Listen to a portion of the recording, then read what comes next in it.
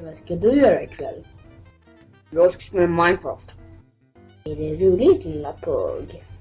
Jag ska ta upp dig, gott mus. Är det roligt? Jag gillar det. Jag vill spela. Ja, Minecraft. Jag vill spela. Jag vill spela. Alltså du, vad kostar Minecraft? Jag vet inte, jag har inte spelat den. Oh yeah. Det kostar 200 kronor alltså. Cash. Det är dyrt. Jag har inte ens så mycket på banken.